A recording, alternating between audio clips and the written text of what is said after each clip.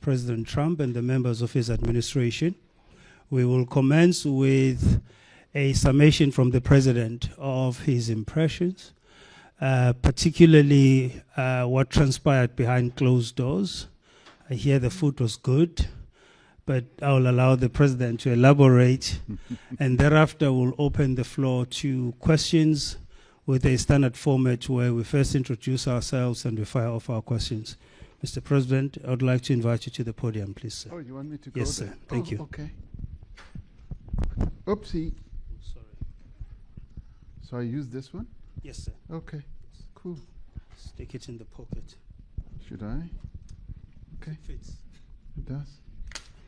Well, thank you very much, Vincent. I wouldn't have expected you all to be here. You were there watching everything as it unfolded. And some of you were like getting into the scrum, egging everything on, and asking inappropriate questions.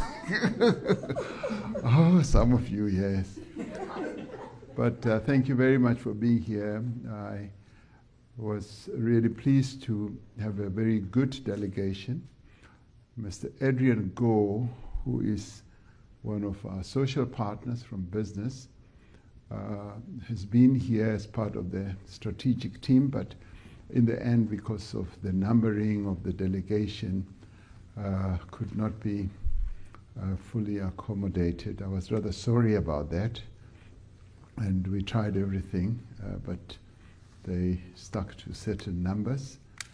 I was delighted to have the president of COSATU with us, who we were able to muscle in, and also to have the 4 ministers in the delegation. Minister Lamula, of course, International Relations Minister, Minister Tau, Department of Trade, Industry and Competition, and Minister Nchaveni and Minister Steenhuisen. It was a really good, unified, diverse delegation, which was also supported by outstanding South Africans who are golfers and a businessman. Mr. Johan Rupert was there, as well as Eniels and Retief Goosen, and President Trump, knowing them and having various relationships with them, regards them as great South Africans who he had also wanted to see and to have to participate in this, if you like, bilateral. So in the end, we had a really good bilateral, although a number of issues came up, which you will all have observed. And we were able to have a robust engagement with Mr. Trump in your presence, and it was also good to have a number of members of the delegation to field a number of either questions or make comments. So that, in my view, was really good, and also to respond to some of your South African questions. Following that engagement, which you all witnessed, we retired to what I think they call the cabinet room for lunch. And we had a rather pleasant lunch. It was quite delicious, and 3-course meal. And we were able then to have really good, in-depth exchanges with President Trump and his other officials. The discussions revolved, of course, around golf, but they also revolved around issues of trade and investment.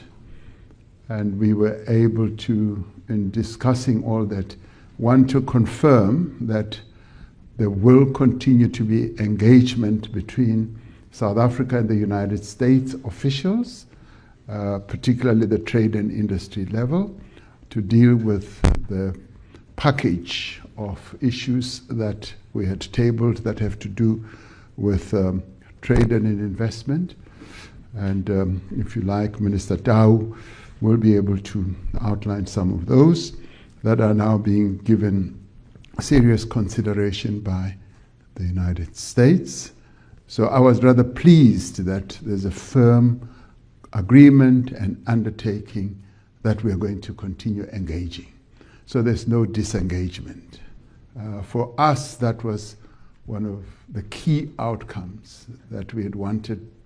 Our objective in coming here was to reset relations between the two countries and to reposition our relations, which had become contaminated by some of the issues that had been raised during the engagement, or what many people thought was also contaminating relations, for instance, the ICJ case and Ukraine, Russia, and all that. And it turned out that, yes, President Trump's concern is about the safety of people in South Africa, much as he zeroed it down to, say, white farmers. We kept saying there is a security problem, and we're not running away from that. There's criminality, and we even sought to deal with it from its genesis, that in the end, when the economy is not growing, when there's poverty, when there's unemployment, one of the social ills that we get as a derivative is criminality that spreads itself around the country. It's not only on farms or rural areas, it's even in urban areas. So he expressed his views about that, and I was rather pleased that quite a number of our compatriots were able to deal with that, including Minister Steenhuisen and President of COSATU as well. So in the discussions over lunch, we didn't dwell on that issue, it having been dealt with more thoroughly during the engagement in the Oval Office. However, they did ask, what help do you need? And we said, well, already in South Africa, we're utilizing some technology in one of the areas in our country, which we would like to see if we can be utilized. But the main thing we said in terms of assistance and help is investments. And we harped on that we require more investments from the United States, and we require a more positive disposition from the United States, because once the United States government and the president emits a very positive disposition towards South Africa, it unlocks a lot of investments, and investors would then be willing to come and invest their money. We want foreign direct investment. We want to keep the jobs that we have that have been created by U.S. companies, and we want more and more U.S. companies to come and invest. And Minister Tau also explained that one of the U.S. companies has invested in a lithium company in our country, and that shows a positive disposition towards South Africa. We want that to increase, and one of the key confidence-building measures or mechanisms is the engagement that is going to continue on investments, on tariffs, and an investment climate creation in South Africa, and our access to the American market, and continued discussions over AGOA are now going to ensue much more determinedly going forward. So for us, during the lunch discussion, that was the big takeaway, a very, very positive indication. Of course, we couldn't discuss details because those details will be ironed out during those engagements. Secretary of Commerce was present, as Minister of Trade and Industry was also present. We also discussed the G20, and we stressed that the G20, having been formed by the United States, of course together with other countries, it's important that the the United States should continue playing a key role in the G20, more particularly because I want to hand over the presidency of the G20 to President Trump in November. And I said, he needs to be there. I don't want to hand over the presidency of the G20 to an empty chair. I want to hand it over to him sitting in that chair in November. And he is going to give serious consideration to it. In fact, I expect him to be coming to South Africa, and he, having realized the important role that the United States continues to play in international or multilateral formations or organizations like the G7 and the G20, and he having said, of course, the G7 would be much more impactful with the participation of the United States, as the G20 would be more impactful on global matters with the participation of the largest economy in the world. So my takeaway from that is that G20 participation by the United States is going to be happening. So we're particularly pleased with that. And in the other discussions that will happen in various channels, which are also led by Minister Lamola, we will also be dealing with their participation in the various committees and various summits that are taking place on an ongoing basis, because there was a pullback. So we want them to re-engage, and those discussions will then go forward. So all in all, I do believe that our visit here has been a great success. We've been able to achieve what we set out to achieve re-engagement with the US, to put the issues of investment and trade on the table, and to ensure that we continue engaging through the various other formations. It's good that his Secretary of Commerce was sitting right next to him, and they continued exchanging how our continued engagement will happen. So all in all, I'm rather pleased. I go back tonight having a sense that we have done well. I know that many South Africans were filled with a great deal of concern and fear that we will have a Z moment and all that. That did not ensue. And I know that you yourselves as the media, you wanted to see drama and something really big happening. And I'm sorry that we disappointed you somewhat when it comes to that.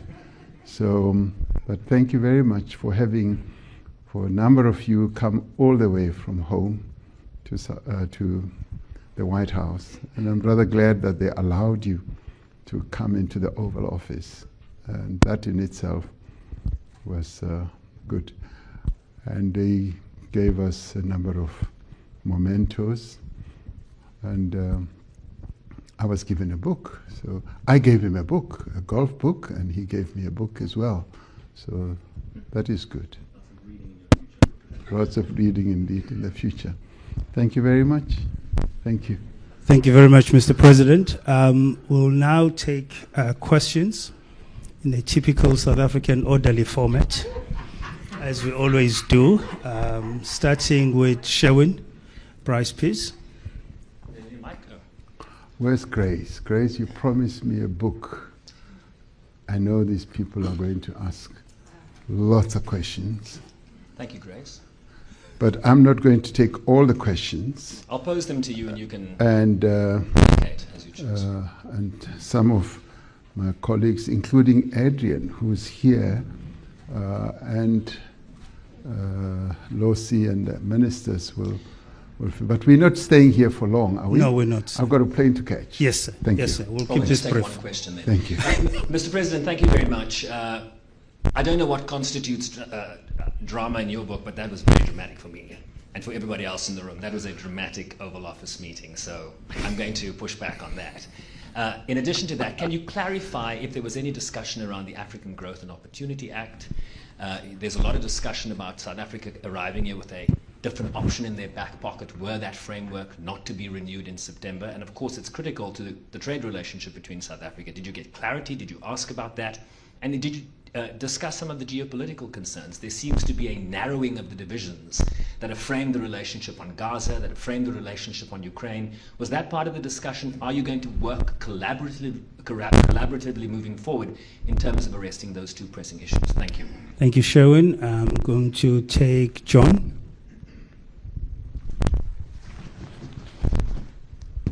Mr. President, John Eligo with the New York Times. Just two things. One, you mentioned that the U.S. president can be a great signal for investor confidence in South Africa. Obviously, what we just saw in there was not sort of a signal of investor confidence, what we saw from Trump in the public sphere. So how do you suppose going forward that you all will get to a place where you can see President Trump expressing something that would show investor confidence? And then the second one, when he was playing the video and talking about the white genocide. At one point he brought up apartheid and saying, I know that was bad, but no one's looking at this. You are someone who was fighting against that system. You lived through that system of apartheid. You had to endure it as a black South African. Obviously you're a very measured diplomatic person. Just what did you feel in that moment as a South African, as a black South African, when you heard someone try to equate a non-existent genocide to what you all experienced during apartheid? Thank you, John. Sidi? Thank you, John. Ooh, finally I get picked to ask a question, unlike the Oval. Sidi Madia from Eyewitness News. Mr. President, just two quick questions.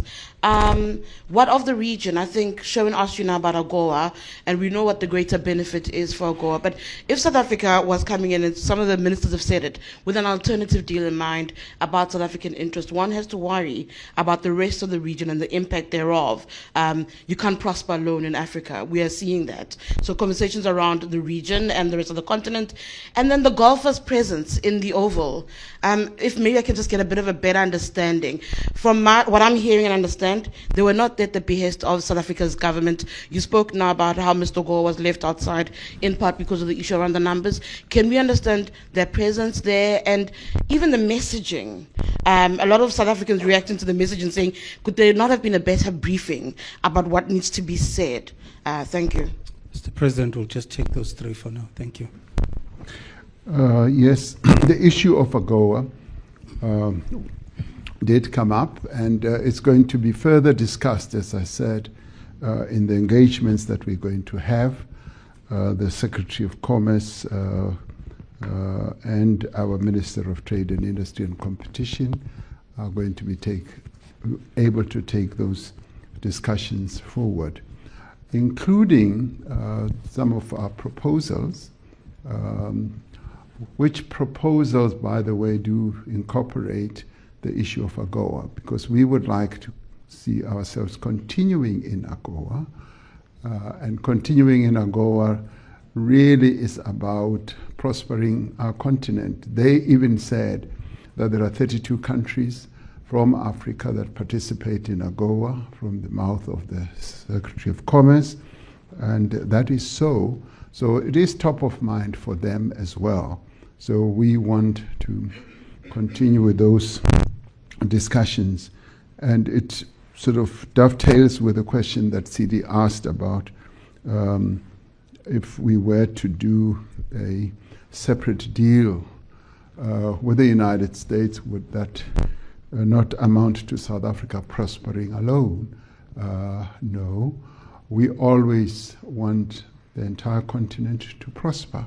And we always take into account that what we do should also include advancing the interests of our sister countries on the continent. And when we do settle down to talk about, for instance, tariffs, we are part of this Southern African Customs Union.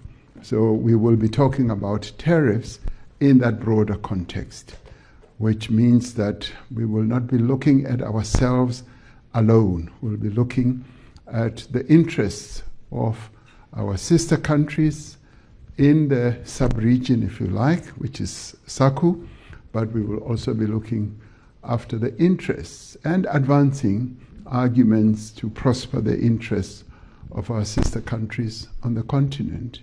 We are by far the largest economy, and depends on at what time it's measured between ourselves, Nigeria and Egypt, but we are one of the three big economies, and our general orientation has always been to prosper as we prosper together with other countries.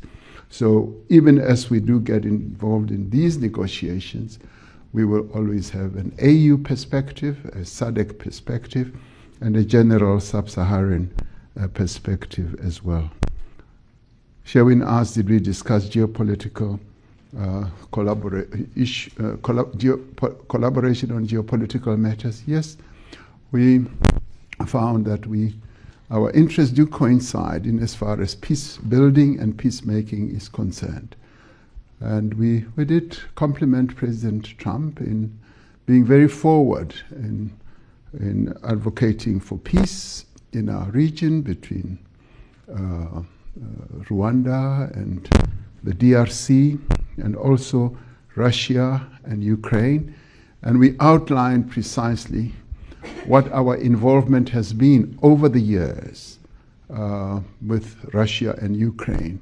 And we did share that we're one of the very few countries in the world that speaks to both.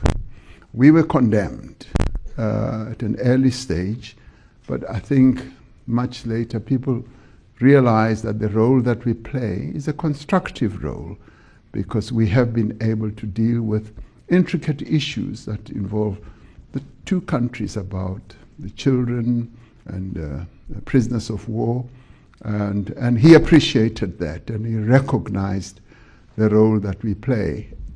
And even as President Zelensky came to South Africa, he says he wanted to know where Zelensky was, and he had that, oh, he's in South Africa. And before then I had called, had a telephone conversation with him. Then he said, oh, I now remember he's in South Africa visiting President Ramphosa. So the role that we play in peace-building missions and processes around the world is recognized and is known, and it was also confirmed today. John from the New York Times says about the positive disposition of President Trump that it was not so clear. It may not have appeared that way, but the issue that he kept raising, or he raised prominently, is the issue of genocide. And when he was asked by one of you, and thank God one of you asked, whether he was convinced that there was genocide, he says, no, he's not convinced. Much as he flighted the video and all those press clippings. And in the end, I mean, I do believe that there is doubt and disbelief in his head about all this. And I think today's meeting, and particularly when he heard from the other members of the delegation, from Minister Steenhuisen to even Johan Rupert and President of COSATU, Losi, and all that, they spoke from their own experiences and what they know, and that in many ways will have deposited in his head some information about what he's been hearing and seeing. And I'd like to see this as a process. And the fact that he and I have agreed that we're going to meet again, and we will meet at the G20. By meeting again, I'm not saying immediate, so that you don't say, when are you meeting, as you will be tempted to say. That we have said we will meet again, and of course, one of the moments that we will is going to be at the G20. So that is a process to ensure that the new information, or the real information, may I add, is really sort of registered in his head. The issue of whether what he terms as genocide can be equated to the struggle. And of course it cannot, because there is just no genocide in South Africa. And of course it is an issue of how one looks at it. As they say sometimes, the shape of the mountain depends on which point or which direction you are looking at it. And in this case, we cannot equate what is alleged to be genocide to what we went through in the struggle, because people were killed because of the oppression that was taking place in our country. So you cannot equate that. The presence, as Sidi asks, of golfers in the meeting, as I think I said, right at the beginning of my input, I said, when I spoke to him, we agreed that we should meet, and he said, bring along with you Gary Player, Annie Els, and Retief Goosen, because he loves them. He's a golfer, he's an avid golfer, and he speaks about golf quite a lot, and he respects the South African icons. And he even asked, what is it about South Africa that produces such great golfers? And I said, it's the water that we drink, and I guess much more. Minister Steenhuisen said, you know, the environment, the atmosphere, and the food. So he wanted to see them again, and to see them in a different setting, in suits and all that. Could there have been a better briefing? We didn't have the opportunity. Some of them just arrived today or just late last night. But it is what it is. And they spoke about their own experience. And it's an experience that we're not hiding. It is there. But what we did do is to present and represent our country, and we represented our country very well. Those golfers are patriotic South Africans. Any else even produced his passport, and one needs to respect that they sort of play on the global stage, but they still regard themselves as South Africans, so they are patriotic.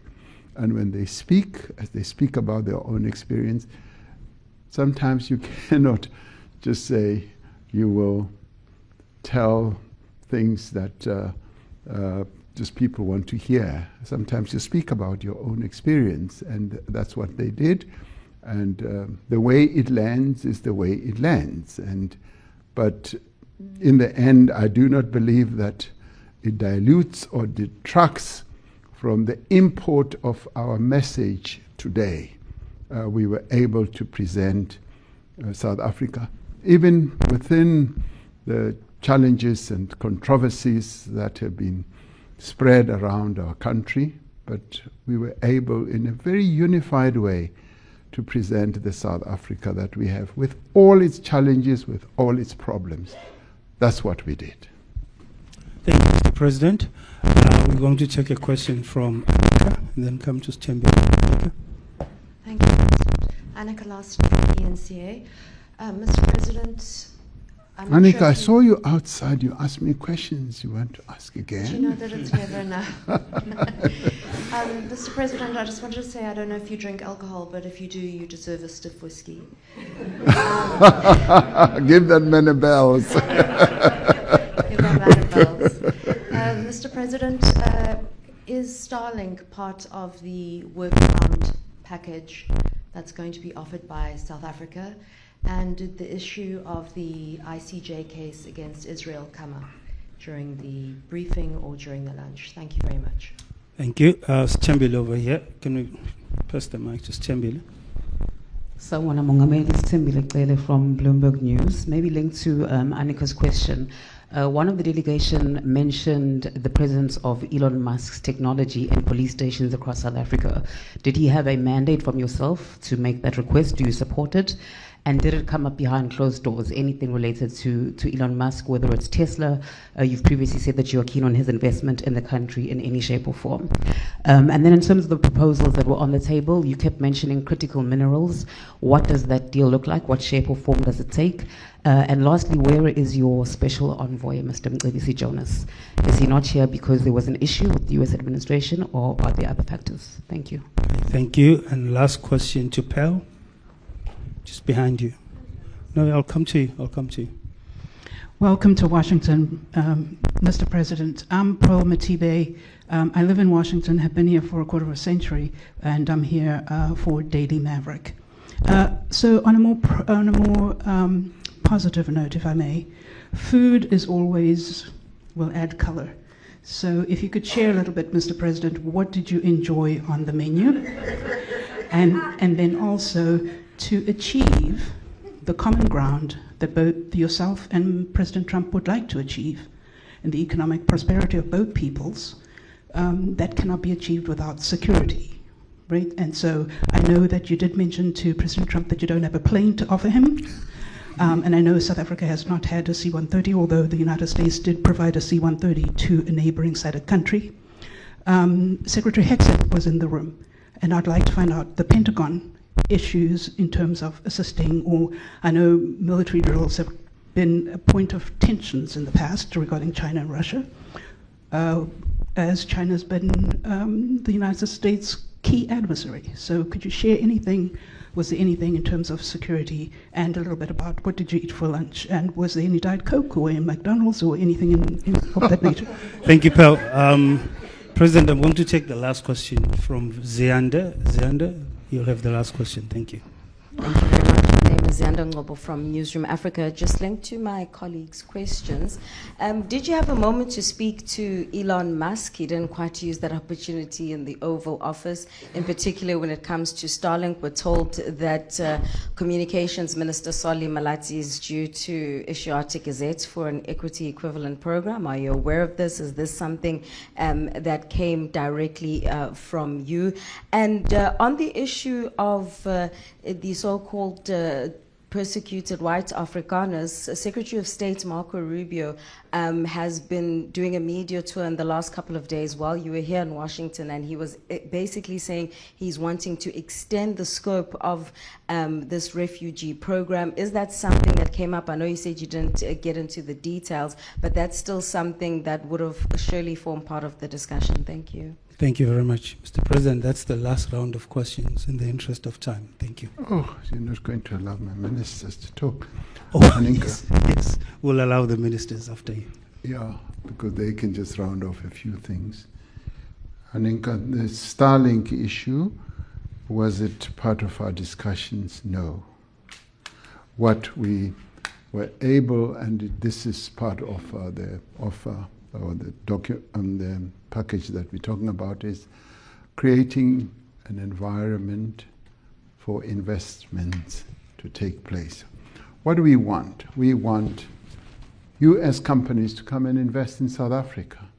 That is a real deal for us. We want foreign direct investment. And to do that, we've got to create a conducive environment for FDI, for foreign direct investment. And where, for instance, in the past, we've been able to do so and attract US companies and utilize regulatory frameworks such as instead of BEE compliance, you could have equity equivalence. And US companies have embraced that. That shows that they are willing to go along with our regulatory framework, which we have crafted to attract investors to South Africa. And many other countries utilize a variety of ways to do that. I know, for instance, I was reading that when Tesla wanted to build a gigafactory, car manufacturing factory in China, they were required to have Chinese partners. And they had a negotiation with the Chinese government, and in the end, they dispensed with that regulatory compliance and allowed Tesla to invest directly as a sole company in building a giga car manufacturing facility in China. So what did the Chinese do? They crafted their own regulatory framework, and they were able to come up with a creative way of enabling an investment to take place. Because one, they wanted to bring in an investor, two, create jobs in China and all that. So similarly with us, there's nothing wrong with South Africa to have in the past crafted an equity equivalent provision that has allowed many companies, Amazon, Microsoft, Google, you name them, they have utilized that same type of dispensation. And in doing so, we want to see how best we can attract further investors in South Africa and be able to get a regulatory framework that can allow them to come and invest. And where, for instance, our regulations may be a bit inconsistent with our great intention, we look at them. And somebody asked a question about Minister of Communications. Yeah, that's you, yes. He's going to be able, in analyzing the regulations of the Communications Act, to see how best we will be able to make them consistent with what we have done in other sectors. And that falls within the realm of creating that conducive environment for us to attract investors to come into South Africa without violating our own rules and regulations, our laws, but it's part of the regulatory reform that we can say we are looking at, because our key objective is to attract investors, to make sure that we are an investable country where companies from outside South Africa can come and invest. Annika asked whether the ICJ issue came up during the lunch talk. No, it didn't come up. And we got an impression that President Trump's approach to the ICJ is that, let the process unfold, but at the same time to focus on peace building in the Middle East, precisely what we complimented him on. We said, we compliment you for the efforts that you're making to build peace, because we as South Africa also want to be part of that process. And we want to be part of that process even between Israel and Palestine, to be able to participate in a peace-building process, so that in the end there should be peace between Israel and its neighboring countries, particularly Palestine. So the ICJ issue did not arise during the lunch. Stembile asks about you wanted to ask about Tesla and the EVs. Elon Musk was part of the lunch, and we didn't really focus on the discussions in relation to Tesla. The only issue he raised is that he'd like his Tesla cars to be in South Africa.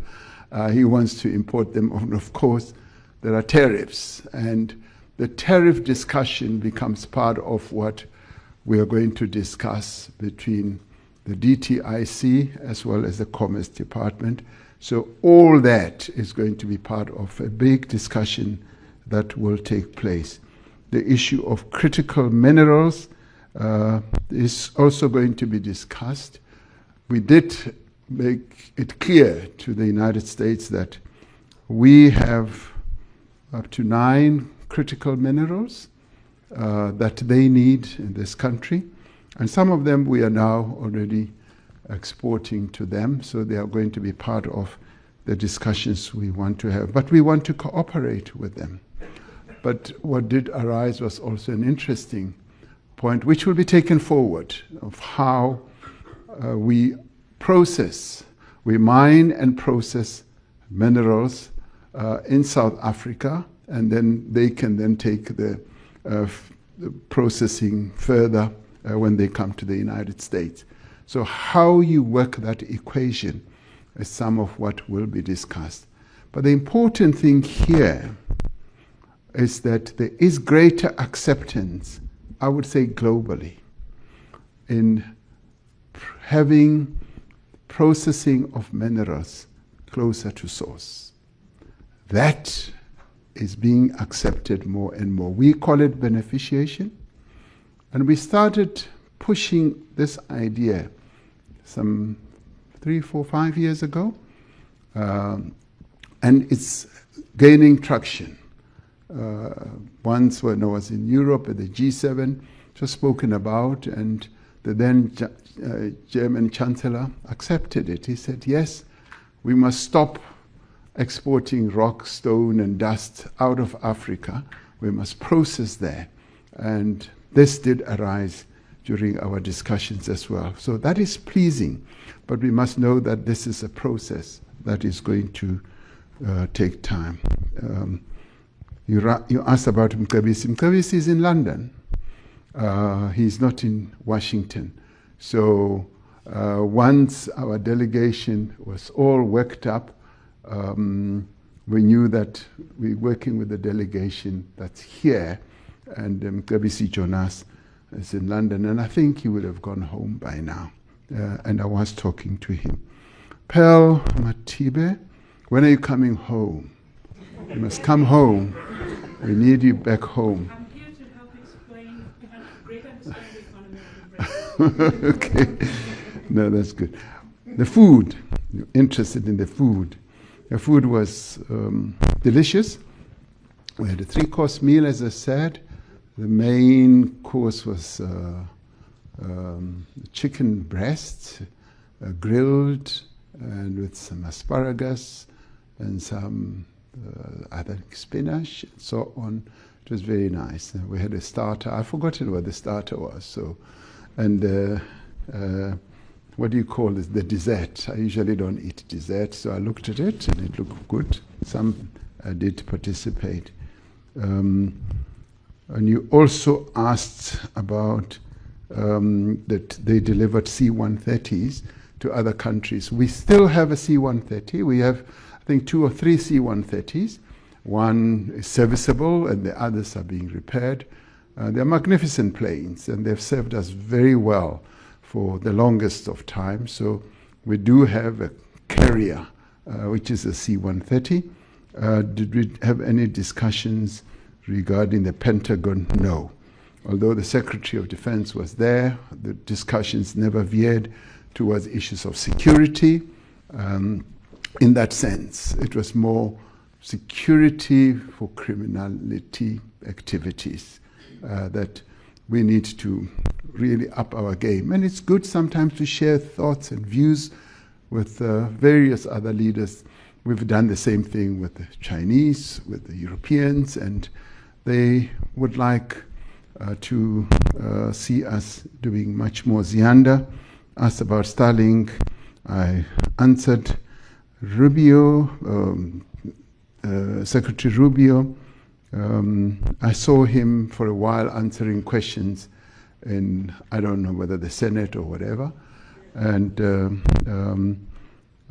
he was talking about extending the scope.